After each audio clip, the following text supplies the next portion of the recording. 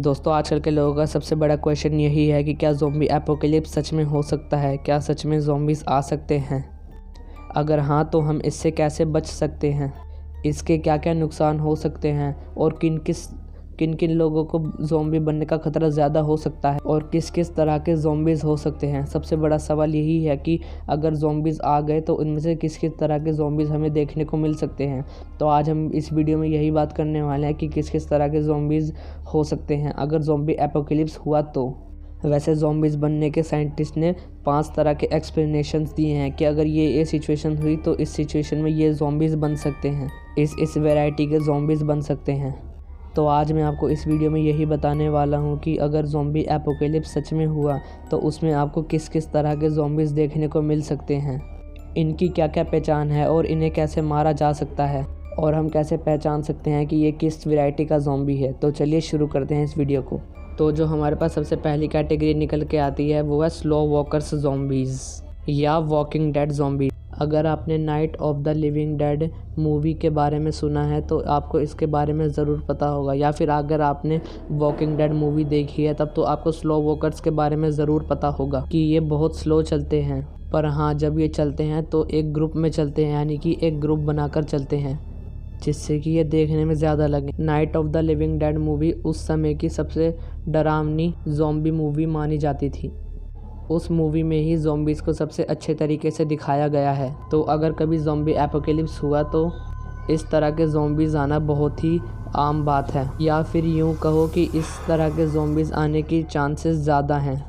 अगर कभी zombie apocalypse हुआ तो ये ज़ॉम्बी सबसे कमज़ोर ज़ॉम्बीज़ माने जाएंगे क्योंकि ये बहुत स्लो चलते हैं, इससे लोगों को बचने के चांसेस ज़्यादा हैं। अगर इस तरह की ज़ॉम्बी एपोकेलिप्स हुई जिसमें स्लो वॉकर्स हों तो हमारे बचने के चांसेस ज़्यादा हैं, क्योंकि जब तक वो हमारे पास पहुँचेंगे तब तक तो हम कहाँ से कहाँ पहुँच गए होंगे। और इन्हें मारने का सबसे अच्छा तरीका यही है कि आप इन्हें ऐसे ही छोड़ दो, क्योंकि अगर आप इनको मारने जाओगे ये समझकर कि ये स्लो हैं, मैं इनको मारकर भाग जाऊंगा, तो आप बिल्कुल गलत हो। जब आप इन पर हमला करने जाओगे तो ये ग्रुप में आप पर अटैक कर देंगे, जिसके कारण आपको भागने का मौका तक नहीं मिलेगा। तो सबसे बढ़िया तरीका यही है कि आप इन्हें देखो और छोड़कर भागो, क्योंकि जब इन्हें खाना नहीं मिलेगा तो ये खुद ब खुद मरने लगेंगे। और जो अगली कैटेगरी निकल के आती है वो है viral zombie, infection through air. ये वाला इन्फेक्शन बहुत ख़तरनाक इन्फेक्शन है। इस तरह के ज़ॉम्बी एपोकेलिप्स में आपको पता तक नहीं पड़ेगा कि आप कब में कब ज़ॉम्बी बन गए, क्योंकि इसका इन्फेक्शन नोज़ के थ्रू बॉडी में आता है और ये कब में कब सांस लेते वक्त आपके अंदर चला गया आपको पता तक नहीं पड़ेगा और आपको ज़ॉम्बी बनने के सिम्टम्स दिखने लगेंगे। और ये सबसे ख़तरनाक चीज़ होगी कि आपको पता तक नहीं और आप ज़ॉम्बी बन गए। इससे बचने का सबसे अच्छा इलाज यही है कि जो इस वक्त चल रहा है हम उसी प्रतिक्रिया को दोहराएं, जैसे कि मास्क पहनना। अगर हमें इससे बचना है तो हमें बहुत ही एडवांस तरीके के मास्क बनाने पड़ेंगे और हर एक घर में एक एयर फिल्टर ज़रूर होना चाहिए, तभी आप इस एपोकेलिप्स से बच सकते हो। और जो अगली कैटेगरी निकल के आती है वो है rabid zombie, infection through bite. सिर्फ यही वो इन्फेक्शन है जो आपको काटने से हो सकता है, जो कि किसी ज़ॉम्बी के काटने से हो सकता है। अगर कोई एक ज़ॉम्बी आपको काट ले तो आप भी ज़ॉम्बी बन जाओगे, और अगर आपने किसी को काट लिया तो वो इंसान भी ज़ॉम्बी बन जाएगा। इस आइडिया को ज़्यादातर फिल्म मेकर्स ही यूज़ करते हैं।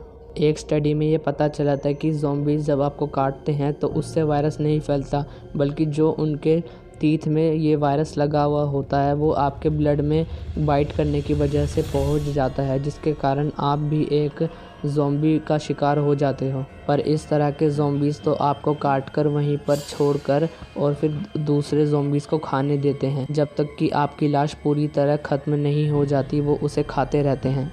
पर अगर ऐसा हुआ कि एक ज़ॉम्बी ने आपको बाइट कर लिया और आप उससे बचकर भाग गए तो आप एक सचमुच के ज़ॉम्बी बन जाओगे। ये वायरस ऐसे ही फैलता है। और कमाल की बात यह है कि ये फास्ट रनर होते हैं, मतलब कि अगर आप इनको देखकर भागोगे तो ये आपका पीछा करेंगे, जैसे कि कोई डॉग करता है। क्या आपको पता है कि डॉग के अंदर भी रेबिड वायरस ही होता है? तो साइंटिस्ट का सबसे ज़्यादा शक इसी वायरस से है कि इसी वायरस से ज़ॉम्बीज़ आने की क्षमता ज़्यादा है। अगर आपने मेरी इससे पहले वाली ज़ॉम्बी वीडियो नहीं देखी है जिसमें मैंने बताया है कि असलियत में लोग ज़ॉम्बी बन गए, उसमें से एक ये कैटेगरी भी है कि एक आदमी डॉग के बाइट करने से ज़ॉम्बी बन गया। अगर आपने वो वीडियो नहीं देखी तो उसको भी ज़रूर देख लीजिएगा, उसका लिंक मैं डिस्क्रिप्शन में दे दूँगा, आप वहाँ से जाकर उसे सीधा देख सकते हैं।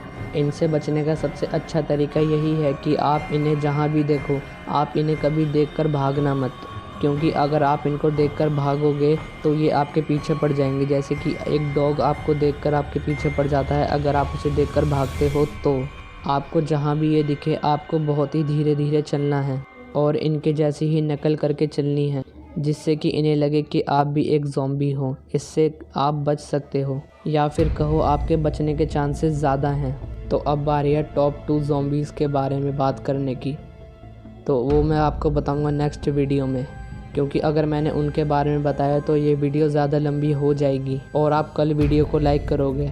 तो अगर आपको इस वीडियो का पार्ट 2 देखना है तो इस वीडियो को लाइक कर देना और चैनल को सब्सक्राइब कर देना, क्योंकि जब भी मैं वो वाला पार्ट डालूंगा तो आपके पास नोटिफिकेशन पहुंच जाएगा। और लोगों को ये वीडियो शेयर करना ताकि लोगों को इसके बारे में अवेयरनेस हो कि इस तरह के ज़ॉम्बीज़ आने की चांसेस ज़्यादा हैं। इसलिए इस वीडियो को ज़्यादा हो सके तो बहुत ज़्यादा शेयर करना। Thanks for watching.